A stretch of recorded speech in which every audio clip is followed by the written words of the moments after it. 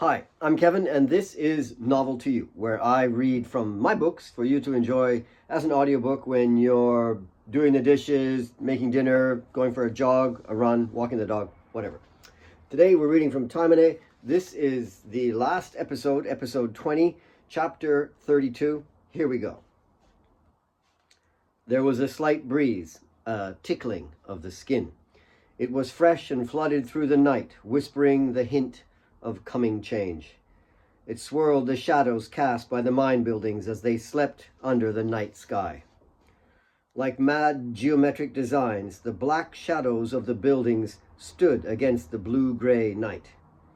She wandered through them, crisscrossing their lines, a wafting shadow of ghostly self-pity and confusion. Claire had made many trips to the pit edge, peering into the void below. She wandered around the elevator assembly and traced her fingers across the cold, brutal latch that locked men below. She ran her hands along the parked Land Rover that had carried Asif away, and later the beaten body of Alex. She never even glanced at the shadow cast by the mine office. She leaned against the front of the truck and slid down onto the bumper. The bottle clinked against the metal. She held it up and swirled the gin against the stars. A second figure, in black, approached the rear of the truck. It too gently stroked the cold metal side panel. It approached in silence, another shadow slipping through the night, only this one intent, pacing, pursuing. The bottle tipped up, and Claire took another swig of gin. She was very drunk, and slipped as she attempted to get off the bumper. As if pulled somehow by extending the gin bottle in front of her, she weaved her way up to the house. The figure followed. After 30 yards, she approached the old garden well and leaned on it to gather herself. She turned and looked back over the mine. Another wash of gin flowed down her throat. The sting of the gin spat ideas into her mind. She waved the bottle at the darkened mine buildings and addressed them. "She called me a murderer," she sobbed and wiped her nose on her sleeve. "But I'm not. I didn't do." The figure behind stepped forward suddenly. The figure was right in Claire's face. Claire squinted through the fog of gin and tried to focus. "You brought that snake here. You caused all of this." The shadow's voice seethed. "Who are you? I only want you. No one gives a damn about you. Your bastard raped me and then killed our men and my baby." The voice went bitterly tight, choked. "He killed my baby." Taemane clinched Claire's throat with one hand and pulled her close. Her face streamed with violent, angry tears. Her eyes swam with a blind hate for the woman in front of her. "No one cares about you, you selfish, murdering bitch. What you said had Alex hung." Taemane's fingers clenched tighter on Claire's windpipe. "You killed my baby. I just want people to love me. You go to hell. Go to hell, you murderer. You should die. I didn't want to. God, I wish I was dead. I hope you see that bastard snake of yours in hell." Taemane slapped Claire hard across the face. The whip of the blow staggered Claire. Claire's mind swirled a thick, throbbing wave. Claire's hand reached out to catch herself on the well wall. With her drunken state, she miscalculated and missed the edge. She couldn't catch herself. The dry brick scraped against her palm, then tore the skin, the back of her arm, all the way up to her shoulder. There was a thump below her shoulder as it struck the well wall. It knocked the wind from her, and she gasped, leaning forward for more air. She reached out behind her with her hand, but touched only cold, empty shadows. Then she found air. It rushed to her lungs, refreshing her as she plummeted down the empty well. There was a loud, thick thud and a crisp, clear snap, like a branch or the sharp crack of peanut brittle. That was Claire's neck. The sound, accompanied by a slight dripping, echoed up, out, over the well, following Taemane's receding steps. Dawn washed the mine buildings, but there was no activity.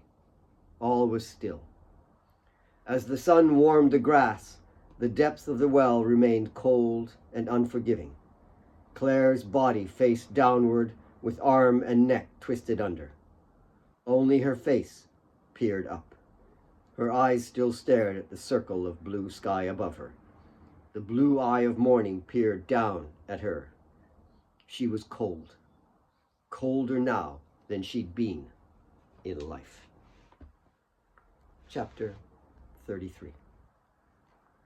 Stubby, coffee cream fingers rippled through the water. An arc was drawn, and the ripples in the water were echoed by girly giggles. The hand picked up speed and whipped the water back and forth, faster and faster. It turned to a splash, and a second hand joined in. Frantic laughter whipped the water. "Don't, Allie! Ah, you little rat! Stop it! I swear to God, child!" Mary stood like an enormous battleship in a tiny creek. She wore her best traveling clothes and was dripping from the knees down. "Your mother will give us both such a clip on the backside, little lady, and I'll make sure that you get to... Well, look at you!" Allie, aged 4 now, stood in the middle of the creek. Her white lacy dress had a wet tan-colored trim from the stream of water. Her tangle of curly frizzed hair, as thick as her mother's, fell about her shoulders. Her big eyes smiled at the huge woman peering down at her. She smiled impishly up at Mary. It was Alex's smile. Then she dashed from the stream. She ran down the road toward the mine. "Your shoes! Child, get back here!" Allie was gone, though, and the old woman waded out of the stream. She lumbered gamely up the road to catch the little tyrant. "You're too much like your daddy, child!" Kate was at the foot of the slope before the house, just off to the side of the office. Behind her, 2 large trucks covered with tarpaulins waited in the building heat of the day. Several men lingered aimlessly. They had just finished loading the trucks. Kate stood in front of a short white man with glasses and a tight city hat. She closed a briefcase of papers on the hood of a large black sedan. The car, though shaded with ochre road dust, was stately, yet out of place beside the tangle of steel girders and timber mine buildings. Kate was even shapelier than before. Motherhood had brought out a beauty and a strength that distilled the woman from the girl. Her dress suit was sharply cut and fit her petite figure. She had her hair in a tight bun and wore no makeup whatsoever.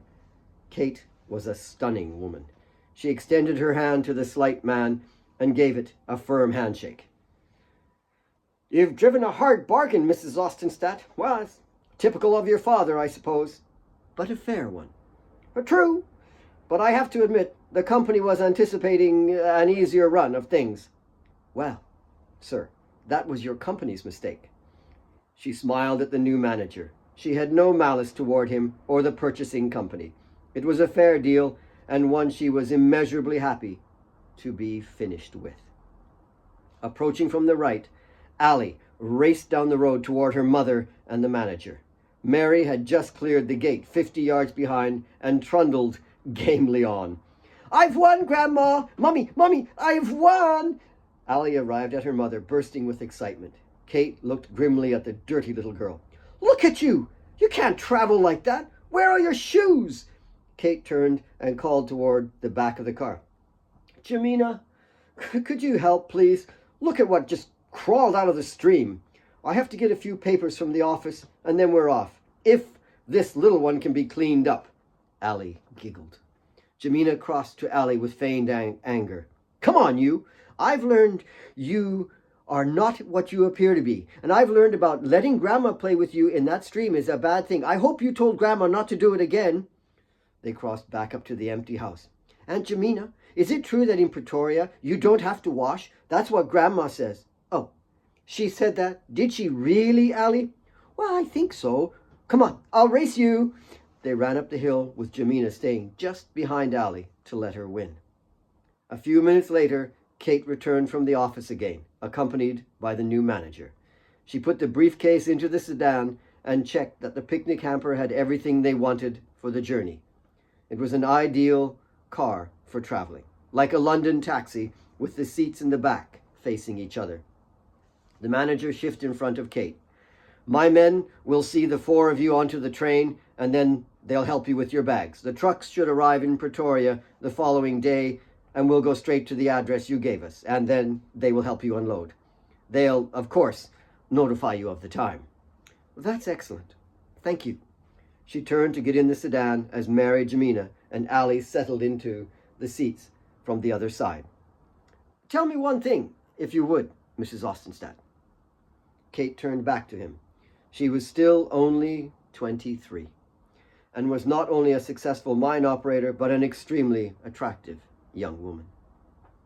Everyone knows of the mine's past troubles, but after you work so hard to get it up and running again, even better than before, why sell off now? He laughed and joked as he asked, Don't you like diamonds? Kate looked at him coldly for the first time. There was a bitterness in her voice that infused her words. I hate diamonds, Mr. Staubs. That's what diamonds are, crystallized hate.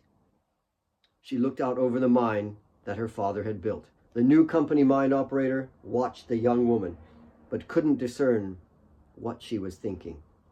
Kate herself didn't know. They should be left in the ground, Mr. Staubs.